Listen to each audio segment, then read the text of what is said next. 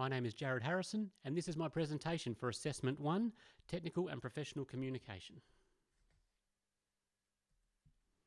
There are many ways to reach an audience with professional communication. It could be face-to-face, via print, websites, social media, posters, and many more mediums to get a message across. However, without the following information, your important message may never be heard. Let's talk about the big three as suggested by Paul Anderson in his 2017 book, A Reader-Centered Approach. Firstly, by way of introduction, this is important. In working through this project, I found that it was easy to be biased by researching brands or ideas that resonate with me. For example, I'm a fan of Bang & Olufsen products. I love how they are developed, produced, the materials they use, the way they are marketed, and the careful consideration of the consumer when implementing technology. Basically everything they do. Trying to find anything they present to the world that I could critique was impossible. To me, their word is gospel, and I'm far too biased. So, I had to search a little further afield. However, it wasn't long before I found something that was particularly disagreeable. The RSPCA is a national organisation, and I found that the What We Do part of their website is poorly written and doesn't cater to their target audience. Through this presentation, I'm going to use Anderson's Big Three to reflect on this section of the RSPCA website and detail where they have missed an opportunity and how I think it could be fixed. First of all, the Big Three. For the purposes of this presentation, we're not focusing on the fact that I'm critiquing a website, but on the important points to ensure that any message on any medium is conveyed clearly to the intended audience. All communications should contain the Big Three. This illustration is an example of something that definitely does not cover the Big Three. It's hard to read, so it's not reader-centered. This makes it useless and non-persuasive. It's failed at the very first step. How about this one though? Although the reader may not understand these terms, at least it can be read. So with more information, it can become useful and persuasive. A triangle is used to tie the Big Three together. It's not there to prioritise one concept over another. All communication should consider all three aspects. Okay, onto the RSPCA website. This is directly off their website. This is their font and their layout. What we do. The RSPCA in Australia is a federation with an RSPCA in each state and territory and RSPCA Australia as the national body. Their state and territory member societies provide services to animals in need through their shelters and inspectorates. In the national office, RSPCA Australia works to influence animal welfare policy, practice and legislation across the country. We do this through various avenues, including working with government and industries, communicating and contributing to animal welfare science, running the RSPCA approved farming scheme, and working with supporters through targeted advocacy and education campaigns. Had to do a fair bit of reading through this to find out what they actually do, then I promptly fell asleep. There is very little, if anything, that is useful, persuasive, or reader-centered here. So, let's have a look at useful. I've included the text on the right for you to refer back to as we go through. To make this useful, the first thing that should be addressed is the content. The content should at least match the heading. It is there, but you've got to go looking for it. The state and territory member societies provide services to animals in need through their shelters and inspectorates. RSPCA Australia works to influence animal welfare policy, practice and legislation across the country. Of all of that text, this is the only bit that talks about what they do, and I don't think they could have made it more boring. The next of the Big Three is reader-centered. Again, not in any particular order. We have now established that the RSPCA works to influence animal welfare policy, but have they given consideration to the people that actually care about animal welfare? Do you think that people that care about animal welfare care about policies?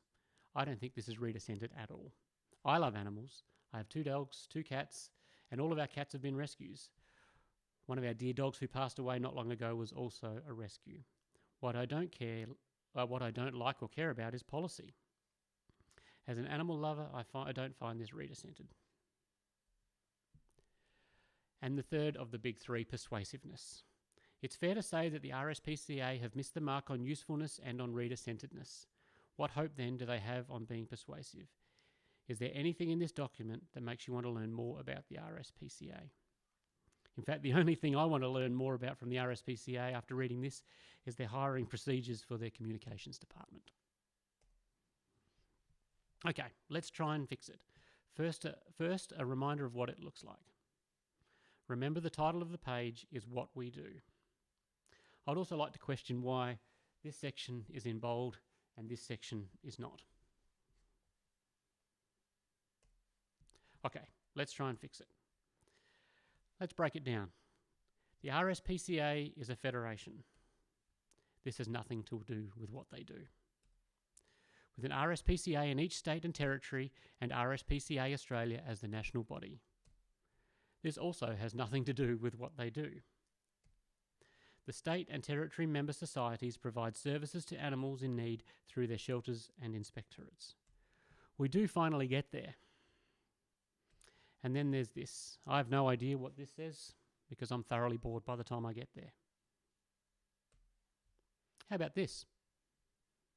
What we do.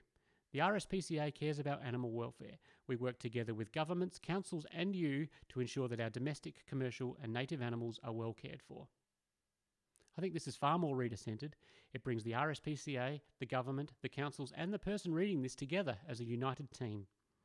Really, this is probably all that needs to be said under that heading. This is exactly what the RSPCA does. It is reader-centred, with the assumption that the reader cares about animals, and it covers all types of animals that might need care.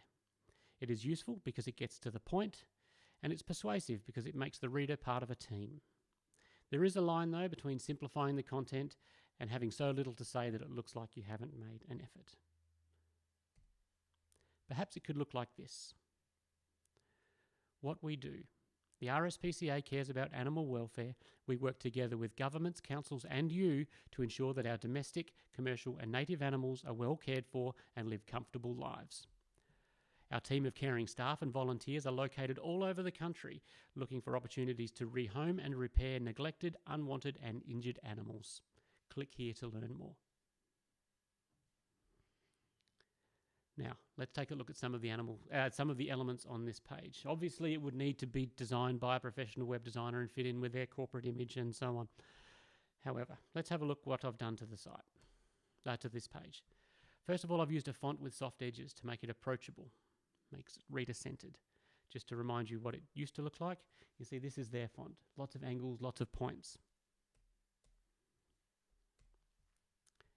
The font colour matches that of the RSPCA logo. Persuasiveness. This gives it continuity. It ties it all together. Animals in varying states of well-being equals persuasive. I haven't used animals that are in particularly poor states of disrepair. I don't think this is the correct site or the correct page on a website for this. The prose gets right to the point, making it useful. U is in capital letters. This makes the reader feel important, so it's reader-centered. And finally, there's a link to learn more and direct the reader. This is useful and reader-centered. If we think first and foremost about our intended audience, the outcome will nearly be predetermined to be all parts of Anderson's Big Three: reader-centered, useful, and persuasive. Let's just recap the Big Three. What we now know of Anderson's Big Three, it's easy to understand why the first presentation of the Big Three fails immediately. It's very hard to read, and from there the audience is gone. Please go forth and impress the world with your knowledge of reader-centered communications. Many thanks for watching.